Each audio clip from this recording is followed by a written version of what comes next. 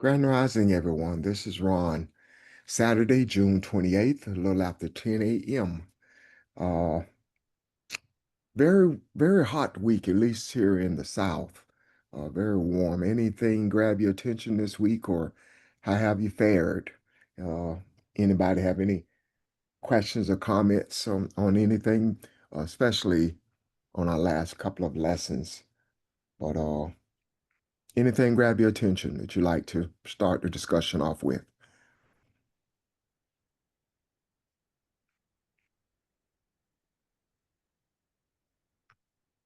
Okay. No one? Okay. Pastor, did you have anything you'd like to lead us off with, or any observations that you may have?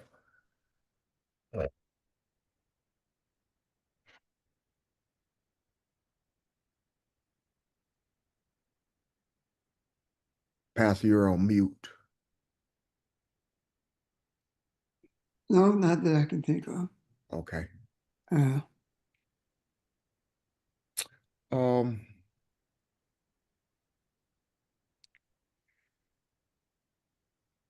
okay.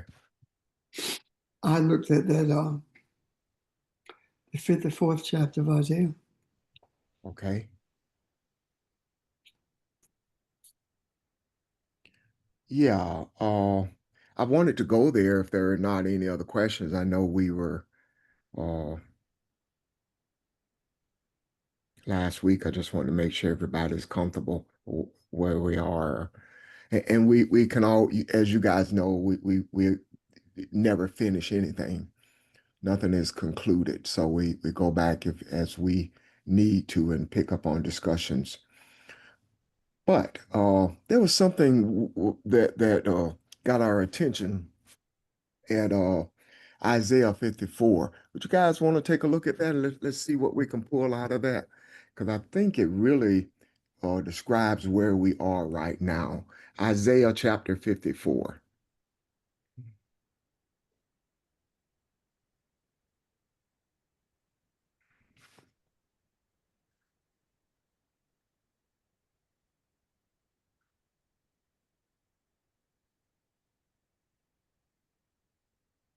Okay. Isaiah chapter 54, and I'm going to start with the first verse. And I'm reading from American Standard, okay? Shout for joy, O barren one, you who have bore no child. Break forth into joy, shouting and cry aloud. You who have not travailed, for the sons of the desolate one will be more numerous than the sons of the married woman, says the Lord. Enlarge the place of your tent, stretch out the curtains of your dwellings, spare not. Lengthen your cord and strengthen your pegs, for you will spread abroad to the right and to the left, and your descendants will possess nations and resettle the desolate cities. Uh, that's Isaiah. That's the first three verses, and I'm just going to kind of tell you what I see there for a minute, and then hopefully we can glean a take a look at that in detail as you guys see fit, and tell me what you see there. I see that as a rebirthing. I see that as uh, the re uh, uh, I see that as the cosmic mother appearing, making herself known to man, making herself known and bringing awareness about into the earth. And I see that as a time as of right now. So when I looked at that, when I first saw that, that just kind of stood out to me. And there are a couple of things in there I like to discuss because some of it I see and some of it I don't, of course. But what do you guys see? Those of you who, because I sent that to the teachers last week. Anybody who's had time to read it, what do you see in that, those verses, if you've had a chance to look at it? One of the things that caught my attention Well, actually, a lot of things in there did catch my attention, Yeah. and I do agree that just speaking of for rebirth. Um, first, I think the first verse is a verse of encouragement.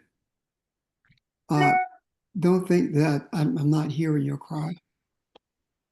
Um, you have not. You feel as though you've not brought anything forth, you've not birthed anything. Um, and you see yourself in comparison to others. Don't compare yourself to others. You look at them as though they have given birth to children through wedlock, and you feel bastardized. But take heed and understand that I'm with you, and you are to engage in an expansion, or you are to grow in what you in who you are, so that you will have room for those things which will be brought forth. When it talks about the expansion in verse 2, I see that as talking about um, an expansion of desire to receive or to be heard by the Creator as a result of our crying out. And um, in the third verse, I see it talking about the power of authority. It's saying that you on your right, when it say right hand, on your right hand, on the right hand of your on the left, it's talk about you and your authority and where you were, meaning that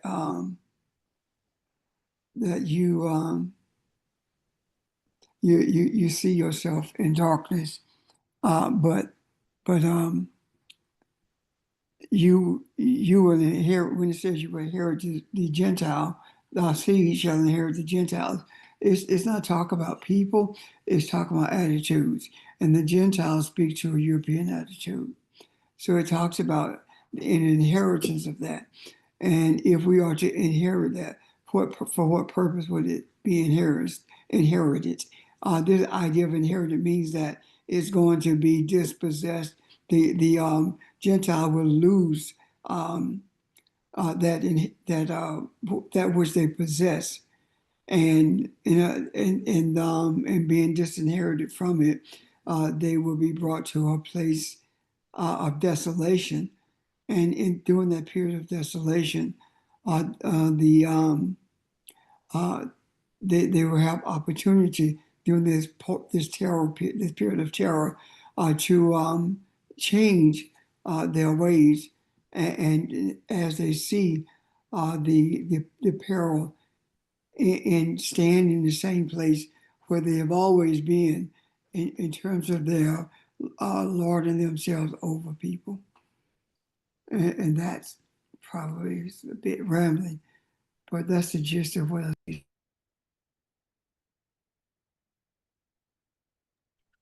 It's not rambling, Pastor. One of the first things you said, and one of the first things that got my attention in this, it says, "O barren one," in verse 1.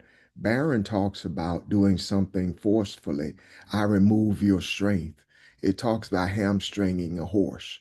I'm going to take away your strength because in taking away the reward of me waiting patiently, of you waiting patiently and to see who you are, to become aware of it, is the very thing that takes away the strength of those who think that they have the strength or have authority. So you will dig this up, you will uproot it. It comes up forcefully, and as as uh as you look at that, because I have wondered in looking at things going on today, what does ending look like? What does the shape of all of this look like? not trying to shape it, but trying to see it. And what this says to me is, you know what? Keep doing what you're doing. Be who you are. Uh, do everything you can to see uh, righteousness, to see enlightenment. And as you do, the strength of those will be removed. You don't have to do anything forcefully. It is being done for you. So, and the word tent there in that next verse is what talks about the light. That's the transformation I was talking about, because what that says is you will shine brightly. Your dwelling place will be clear. Your dwelling place will not be anything that is confusing to anyone. It will be open so all can see who and what you have become. You will be the enlightenment for all of mankind to see. So I think that kind of supports everything that you just said. I think it does.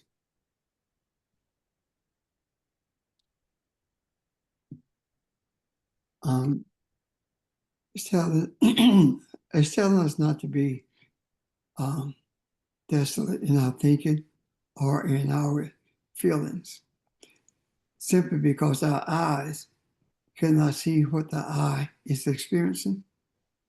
Mm-hmm. We look around us, and um, this sense of despondency overshadows uh, the essence of our being, simply because we have been trained to look for change with our eyes as opposed to experiencing change with the eye. Um,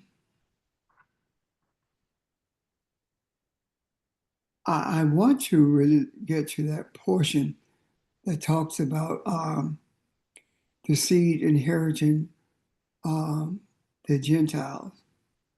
And the reason is because when I really look at that, it's not talking about inheriting the attitude of the Gentiles. It's talking about dispossessing the Gentiles of that attitude. Can you see that? Because when you look up in here, it said to disinherit. Hmm. Okay. So it's talking about disinheriting the Gentiles of that European attitude of domination and manipulation. Stay put.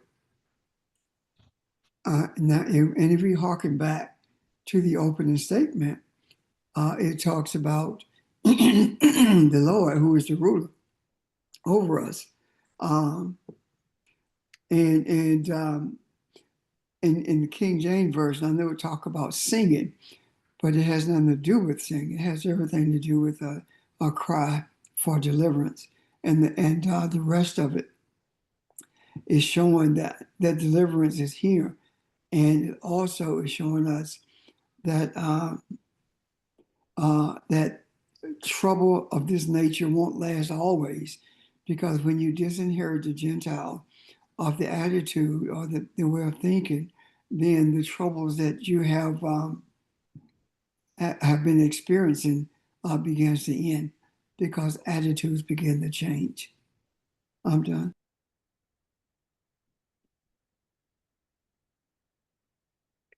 Anyone else? We're looking at Isaiah 54, y'all. Anybody that may have gotten on late, uh, we're trying to open that up, and we're talking about not only trying to explain it, but kind of talk about the fact that it kind of speaks to the earthly situation now and speaks to us. Any questions or comments about any of this? Anybody? Yeah. Good morning, everybody. Morning. Just as we've spoken about um, amongst ourselves before, just the idea of sort of in Isaiah 54, you want something to be birthed, but you fear that you are unable to do so ever. And just as it relates to the sort of transition of awareness that is happening within the earth generally and in our society in particular. That is the, I believe, thing we wish would be birthed, but at times can't see through the, or at times it seems like we may be unable to assist with that new awareness being birthed or emerging. So it seems like we are barren in that sense, or we're worried that we are, because it's difficult to see through the process of this transition. And as it's already been stated, this is kind of encouraging in that it is stating that, it might be difficult to see, or you may believe that you are unable to do this, but you are. And the attitude that you have while in the process, I think, is what helps it along. So to have an attitude of despair is sort of, it's like, at 2 steps forward, 1 step back. That energy that you bring to the process itself is what can help or hinder your own ability to assist with this process of birthing a new consciousness into humanity itself. So it just seems to me like it's a reminder that you don't have to be worried about whether or not you are capable of assisting with or doing this, because that worry itself is not only a hindrance to that process, but it also doesn't need to be there, because that process will take place if your desire and intentions are sort of clear. Thank you. Thank you.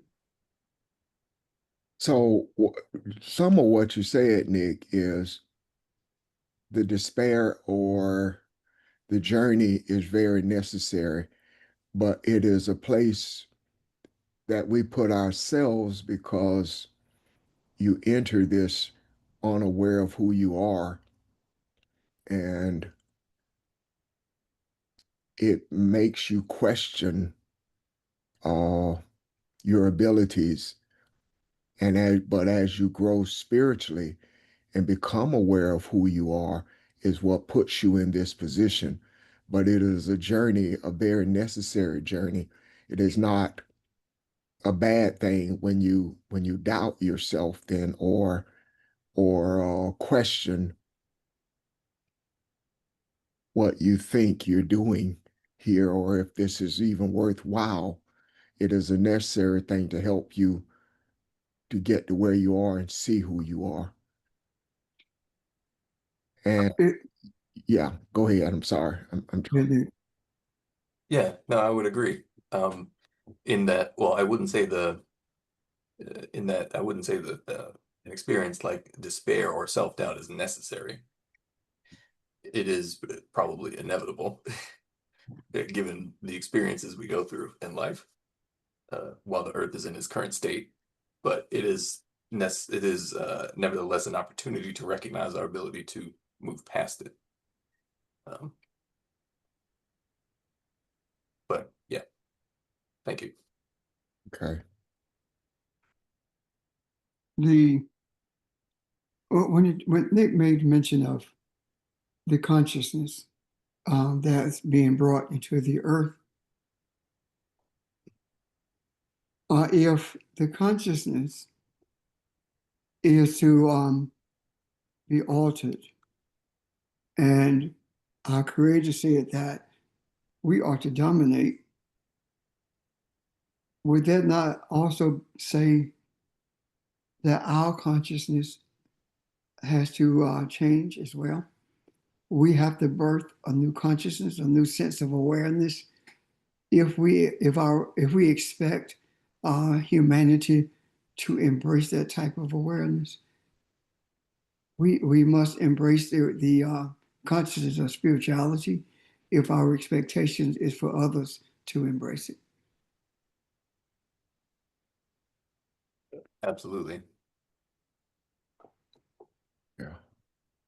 So then the next verse speaks to me about um, the impediments to embracing that consciousness. Where are you, Pastor? Verse 4, Okay. that fear not. It's like fear not. Don't be afraid of it. Don't be in awe of it. Don't make any attempt to honor it or respect it. Don't be in awe of those things that are happening. Um, Yeah. why? Because they are not going to disappoint you. You're not going to be disappointed, regardless of what you see with your eyes. You're not going to be disappointed. So when you embrace the reality that you're not going to be disappointed or confused, then that also says that you are in the process, if not haven't already embraced the spiritual consciousness that's necessary for humanity to change. If there is concern about the big beautiful bill, or if there is fear about who's next with ICE, if there are major concerns about us being looked down upon because we don't act like other people, or we don't conform to quote unquote church or whatever. Um, we cannot allow these things to put us in a place of shame. Neither can we allow these things to um, confuse us, cause us to enter a state of confusion. Why? Because if you are ashamed of the journey you're on, if you're ashamed of what you're doing or who you are, if you're confused about it, then you are not possessing the mindset or the consciousness of spirituality. That's what I see in that fourth verse, because it clearly says that you will not be put to shame. You will not be confused. Um, all the shame that you had in your youth will be gone.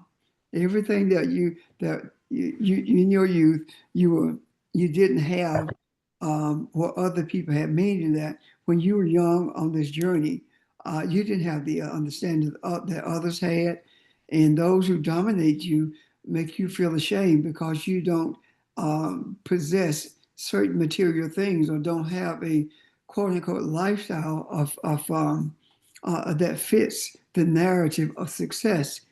Uh, all of these things have been put away from you during the course of the course of your journey, and it was done when you first started this journey.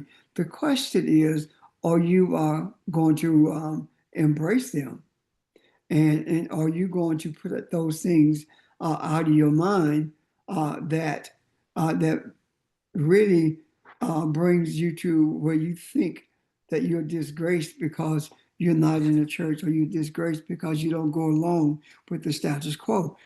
You have to move beyond those things um, that you saw as an asset, but now you understand that they are a hindrance to spiritual understanding.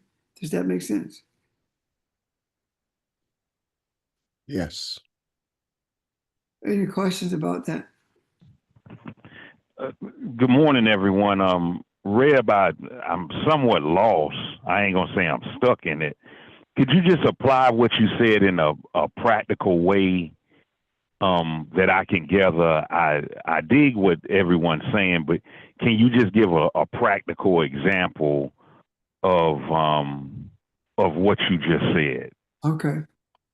When I was talking about spiritual consciousness and the impediments to it, if we are ashamed of our condition in comparison to what society says we should be, then we have not embraced the spiritual essence of who we are.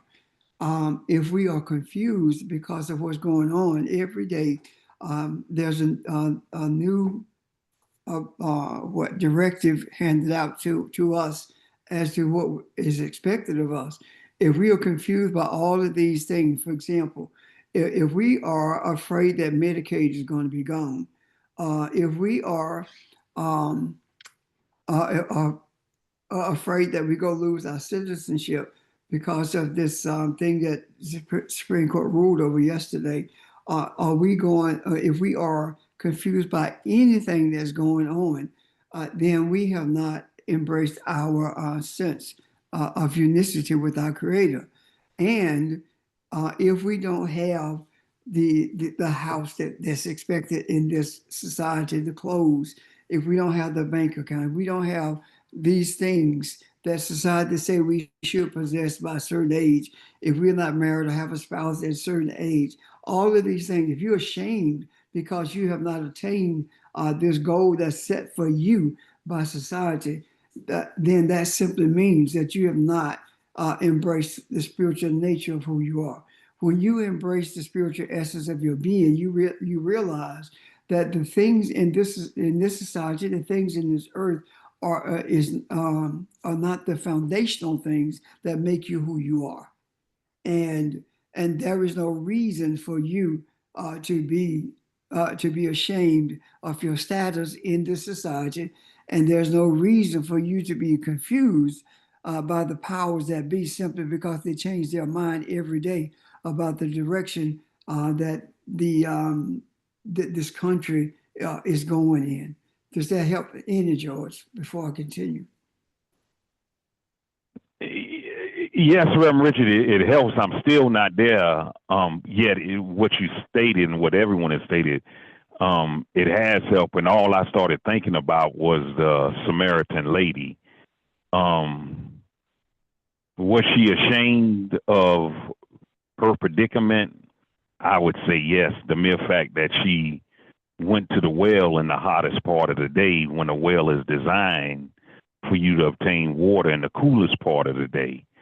So that's what I thought about and what you said. Thank you. Yeah, thank you. Thank you, George. The whole gist of it is simply saying when you cry out, you're going to be heard. And when you cry out and you realize that you are being heard, then you begin to expand your desire to embrace the reality of what is. You begin to enlarge your tent, meaning that you begin to expand your desire to embrace humanity, because now you're understanding the plight of humanity. However, when you experience this, you have to also make sure that you are not tied to the material world to the extent that you're ashamed of what you don't have or what you do have. And neither can you be confused by the governmental forces that seek to keep you in a state of confusion so they can control you. Why? Because when you embrace the spiritual thought processes, the spiritual life of your essence, then you begin to understand that these things shall pass away. You begin to understand that all those things that appeared to be birthed in order to keep you in a subservient position, those things are really illusions that you have bought into. And when you become spiritual, when you realize, not become, I'm sorry, when you realize you are a spiritual being, then all those things that you bought into that are illusionary begins to fall away from you, and they don't control your life anymore, and you're no longer ashamed of what others say about you, and you're no longer confused by the messaging that they are sending your way. It is then that you recognize that the things that bothered you or hindered you when you started this journey are no longer there. You have forgotten them. Why? And forgetting them does not mean you don't know where you came from. Forgetting them means that you don't allow them to bother you anymore. You don't allow them to cause you to make efforts to attain a goal that has been set for you by society. And in knowing that if you seek to attain that goal, you're going to have to step on people to get there. And if you seek to attain this goal, that becomes your priority. Now humanity is no longer your priority. So these are the things that you purge yourself of, that you put behind you, and those things that seem to that were spoken of you are as being people demeaning you by what they say or do towards you. Those are the things that you have to put behind you. Lay them aside, forget them, because these are the things that will hinder you from truly embracing the mindset of spirituality. Does that make sense? Or is that clearer, George?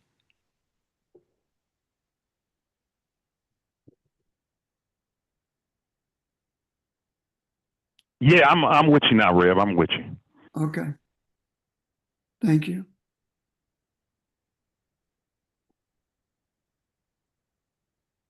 Anyone else? Questions? Making sense, everybody? Yes. Can I talk about a portion of this that I thought was significant? And Pastor has explained it. I'm just going to show a little more detail in it that I think was kind of open my eyes and let me see some verse. Pastor just finishing up verse 4. I want to look at verse 3 again. I want to talk about for you will be spread abroad to the right and to the left. Uh that also got my attention. Right is speaking of being firm, going to your strength, following your strength, making that the direction that you flow in, which is a natural thing. Right also talks about being south. What does that mean? It comes from the fact that when you in a tight place and you see beginning, when you see the east and you face the east to travel east, your right hand is always to the south. And uh it is no coincidence that uh when Israel was in their times being troubled, the Philistines were always to the south. It also spoke of Israel today, the Gaza Strip being to the south. So what does that say to me?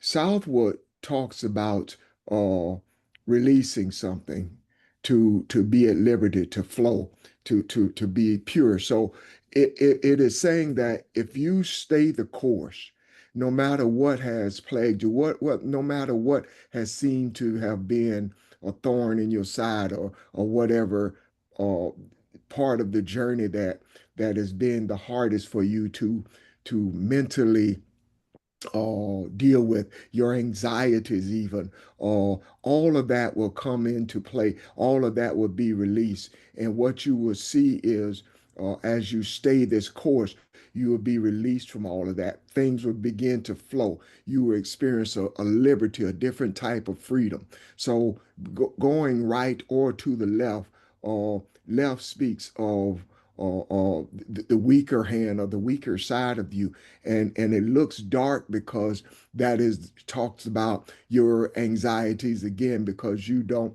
feel as strong as you would be if something came to your right side. But it also talks about being clothed in a garment to be made anew. So uh, the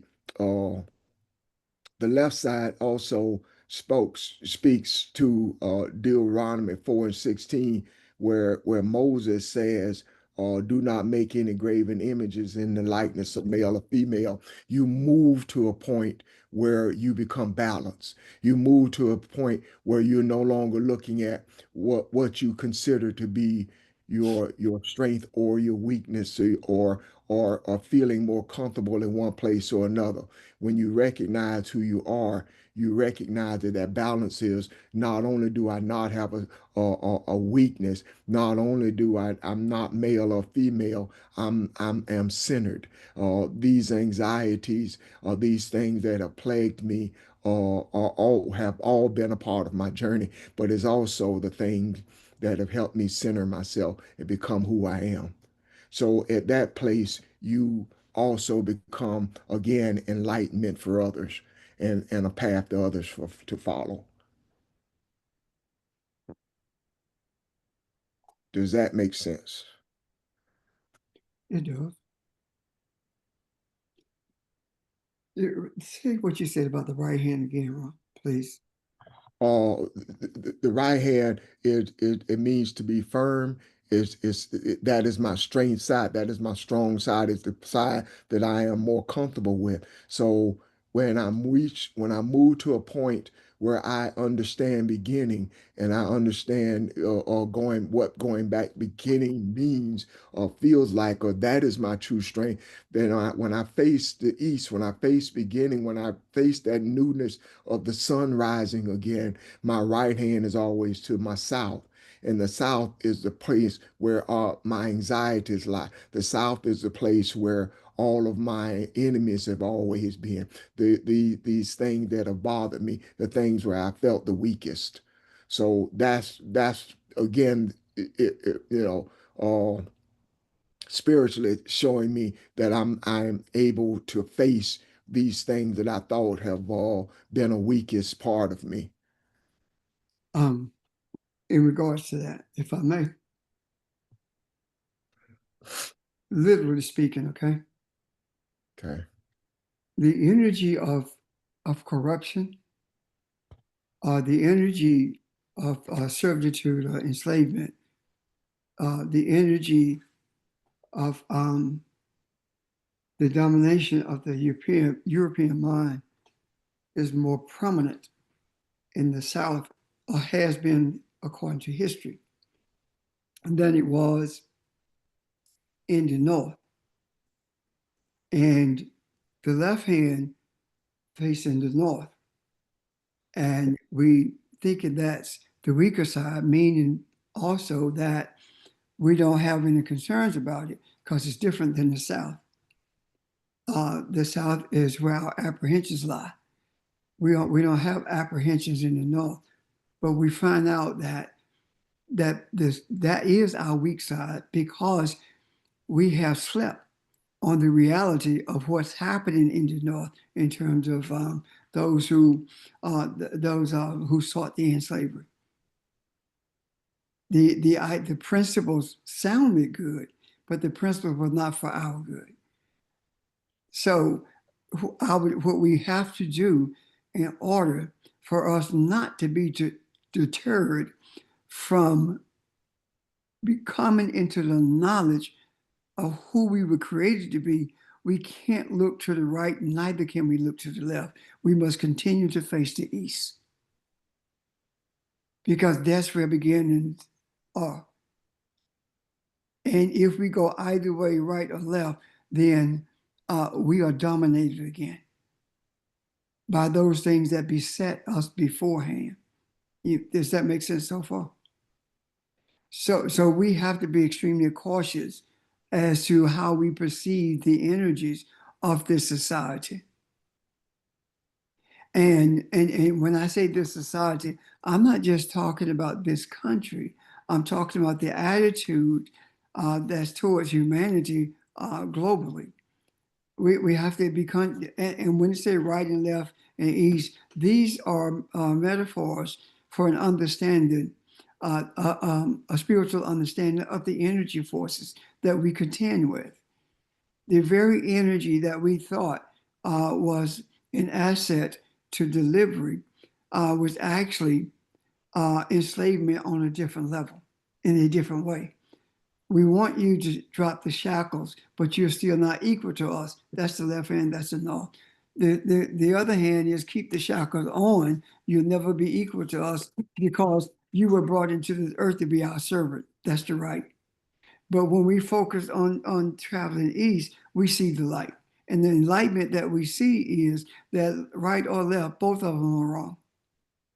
Both of them are there as not only a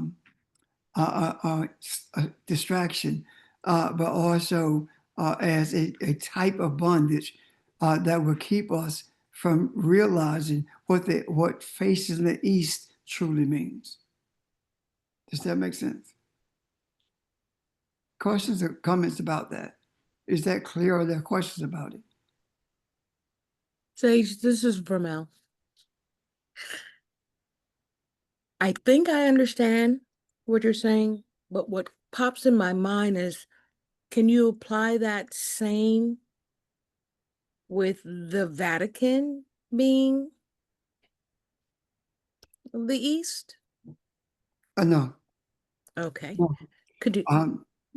I'm speaking metaphorically and spiritually.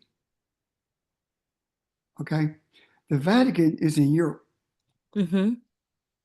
And the Vatican, if we want to take the Vatican and make application of it to the metaphor that's spoken about the right and left hands, then or left side, right and left sides, then the Vatican would be on both sides.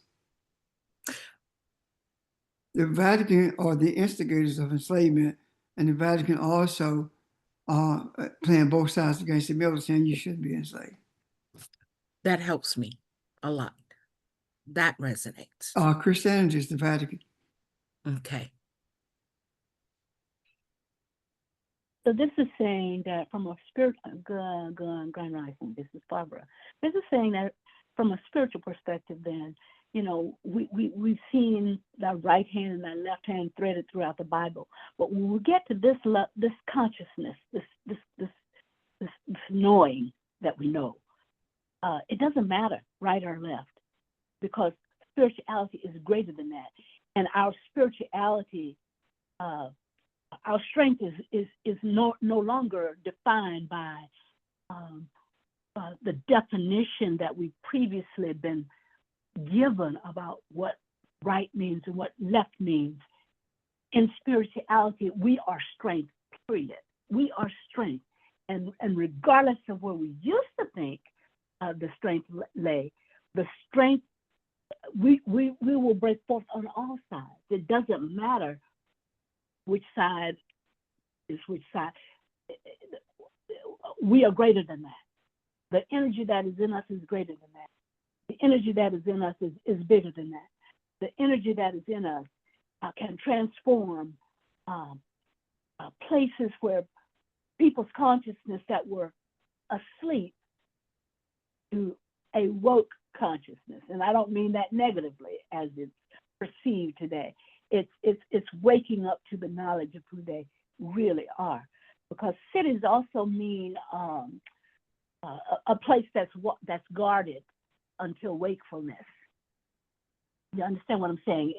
In the physical, a guard was set around the perimeter to watch while the people slept. So cities also mean that place where that's guarded until you're awake. And in spirituality, when you know who you are awake. You don't have to worry about things coming in and intercepting and breaking in on you, and as in a house where an enemy forces itself in and breaks in on you and does despicable things. You don't have to have that worry anymore. You don't have to be concerned about that in terms of your consciousness. You don't have to worry about things breaking in when you are centered and know who you are. It doesn't take you by surprise. You flow with whatever is perceived to be happening, because that perception is only that. It's a perception. The truth is what you know, and the truth is what you stand on, and the truth is the place from which you act and respond, not from the perception, but from the truth. And that truth is what centers you and keeps you steady, regardless of what comes from any direction, any spiritual direction, let alone a physical direction. Thank you. Thank you. But I heard in that also, Barb, don't be afraid of the executive orders. Don't let it concern you that troops are sent to Los Angeles. Don't be dismayed because of the efforts to impose martial law. Don't be concerned about what's in a bill that is designed to hurt you and to help those who don't need help. Don't concern yourself with those things. Don't allow that to hold your attention to the extent that you have lost sight of who you truly are. I think there may be examples of what you were talking about, Bob.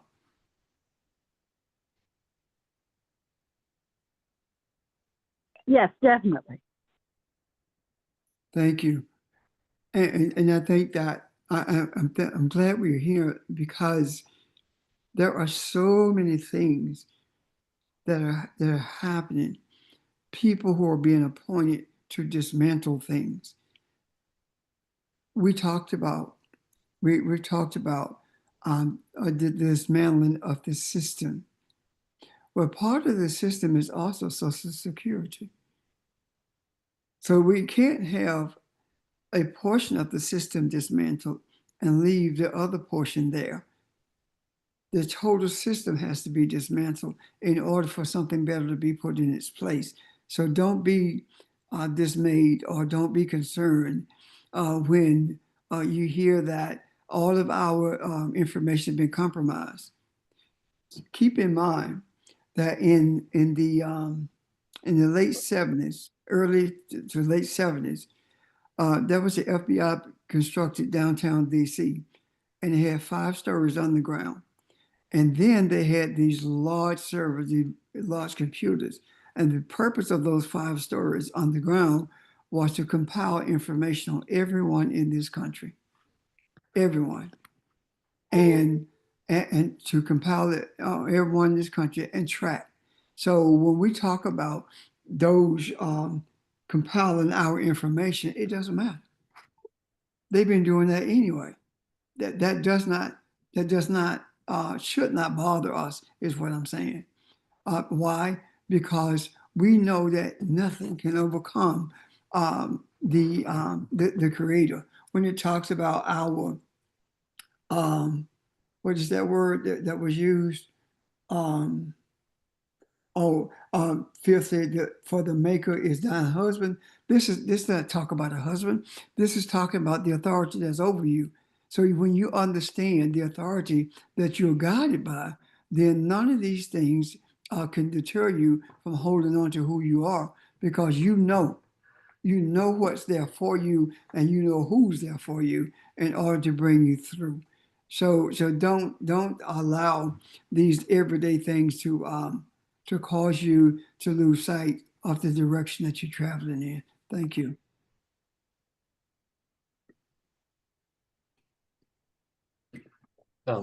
If I could add something to that, there have been multiple occasions where I've tried to give you a practical example.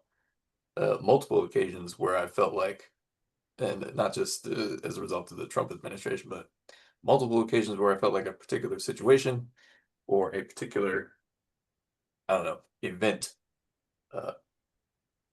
made my own sort of anxiety spike greatly. And this fact that they were basically just deporting US citizens and stuff like that is one of them, because I work in DC. I was not born in the United States. I got all kind of crazy stuff in my passport. I'm on a list somewhere. But the point is, if I recognize what that either fear or anxiety wants to, or the direction that fear or anxiety would take my entire mindset and intention, and I recognize that I have the ability to say, okay, I don't need to feel afraid. I don't need to have this anxiety. I will choose the mindset that I wish to move forward with, and it is one that is positive. That ability to choose basically the nature of the vibration you want to move forward with is the thing that then affects all of those downstream events in subtle ways that brings about a more positive outcome for yourself, for your environment, for those around you, etc. And I bring that up just as an example. I remember years ago, there was a point I did, was living with roommates, didn't know where I was gonna live, was about to lose my job, all within like a couple of weeks. And I had that huge anxiety spike. And I, in that moment, recognized my ability to choose to change my mindset. And, within 2 weeks, I had a job at another place to live. So I bring that up as an example of how we can recognize our ability to not despair and to, in fact, use our ability to shift our own mindset as an example of what we can do for not just ourselves, but for our environment, for everyone that we are connected to as well. And there is, of course, more nuance, etc., to these kinds of experiences that we all have. It is not quite as simple as, oh, if I just make myself think positively or try to force myself, quote unquote, to think positively, despite still feeling intensely anxious or afraid or in despair, that things will be better. No, the nature of the vibration is what you feel deeply. The challenge is learning how to change or let go of what it is you feel deeply, if that feeling is something that is negative.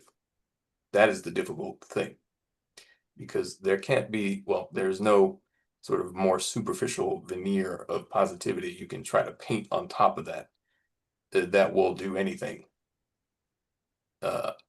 or change anything really for you, because it is not what you think at a more superficial level. It is truly how you feel on a deeper level. So that is the more difficult thing to learn how to change. And that is what we have the ability to learn how to do. And that is what affects outcomes. I think there's more to it than that, but I bring that up just as an example of the basic principle I think that we've been speaking about, and we'll continue to and need to know how to do as our environment becomes more chaotic. Thank you. Thank you. I don't know why, Audrey, I feel like you got something to add. I feel the same way, Ron. Yeah. No? Okay. Um, I don't I want to pause here for a minute to say something, and I hopefully kind of get a discussion here. I don't know if we realize what just took place and how this ties into to the discussion last week, Saturday, Sunday, and Monday. Uh, I saw something in verse 3, right and left, and I opened it up. I thought I saw an understanding in it, and what I saw was just an introduction. And Pastor took it and opened it up. And when he opened it up, it brought about questions from George and Vermeil, and it expounded even further. And all of it was talking about us and our anxiety and our journey and where we are. And it was the journey of what we do on the weekends. It was us breathing for all of mankind. And then Barbara took it and fastened something more to it. And all the time we're hearing this and seeing balance. And when Nick comes in and he talks about his own experiences and tying it into last week, it opens this whole thing up and it explains the journey, not only of this group, but the journey that mankind has to take. We do this all the time, and I want us to stop and appreciate it and listen to what's being said and breathe with it. This is beautiful. This is who we are. This is why we're here. This is why we were birthed. We are at beginning. And I think the summation of these 4 verses is an awesome thing. Let me see something here. Verse 5 says, "For your husband is your maker, or your creator." I think, to me, this says that you are constantly being created. You are not just made and set on a shelf. We're constantly being created. We're constantly being opened up and shown who we are and taking shape as to whatever the earth may need.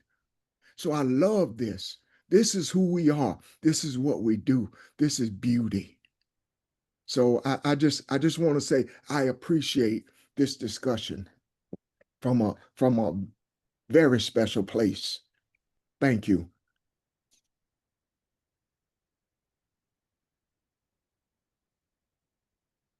Good morning, Ron. Yes.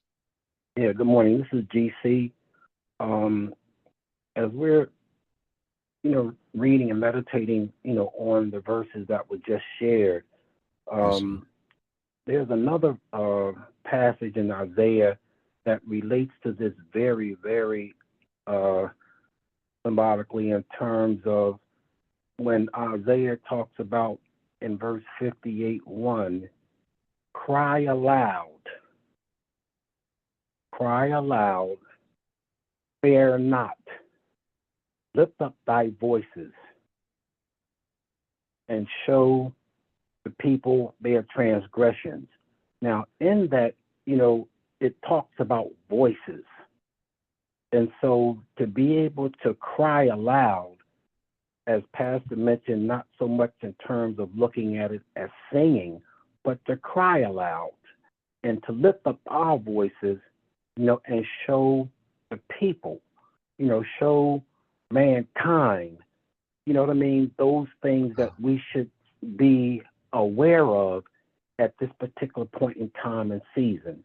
So I, thought about that verse as it really, in my spirit, relates to what we're saying. And so to cry out is a beautiful thing. I wanted to share those thoughts. I'm done. You're right, George. The trumpet comes back to mean beauty, to be beautiful. Yeah.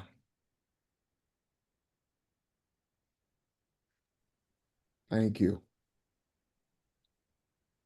Good morning. This is Audrey. Were you talking to me earlier on? Yeah. I just felt like you had something to say. I don't know. I just felt like that. No, I heard that part, but I didn't hear my name. So Okay. I was anyway, but yeah, I guess I do.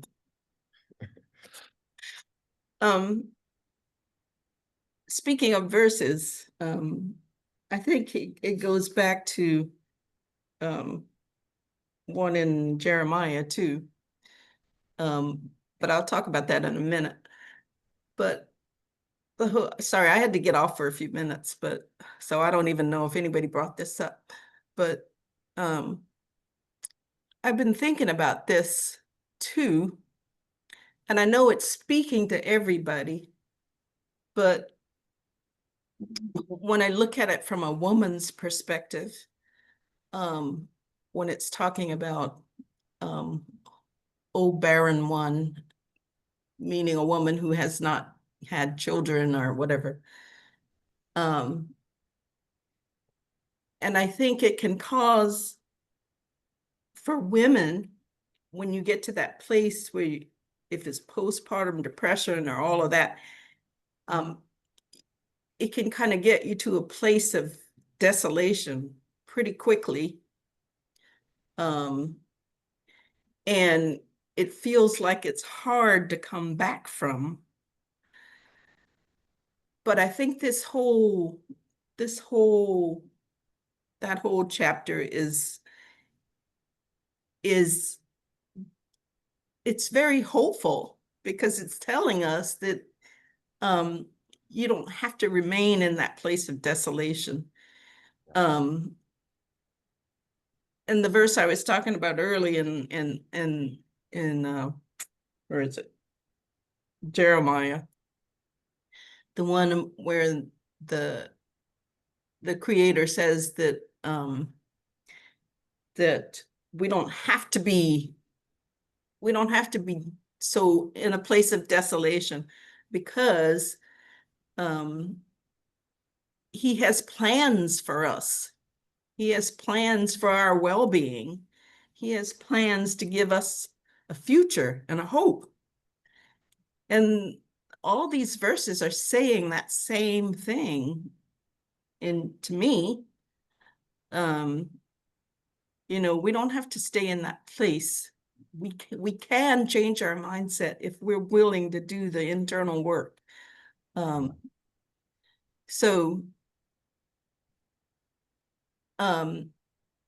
I just wanted to bring up the woman's perspective, and plus the reminder of the verse that the Creator cares about our well-being, and that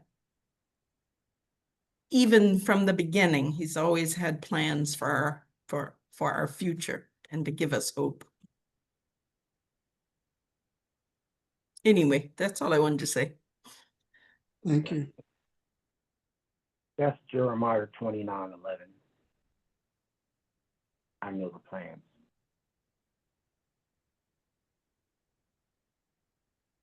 Thank Yeah, you, guys. that one, George. Great discussion. Eye opener. Anyone else? And again, I think this sums up a lot of what we've talked about in the last few days and weeks.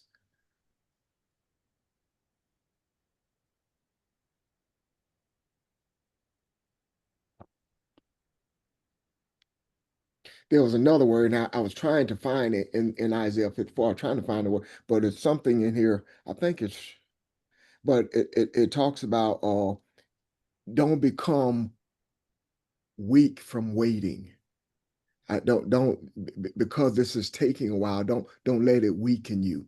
Don't start seeing things. Don't start feeling hopeless. Don't start seeing the despair from your past. Just hold on. Hold on. Okay. I think that's the because I didn't write down the 9. I think it's travailed. But anyway, I hope this makes sense to you. I hope everybody get a thought from this.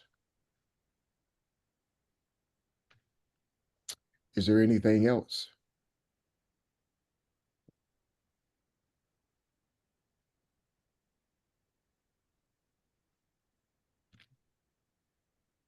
Any further thoughts, y'all?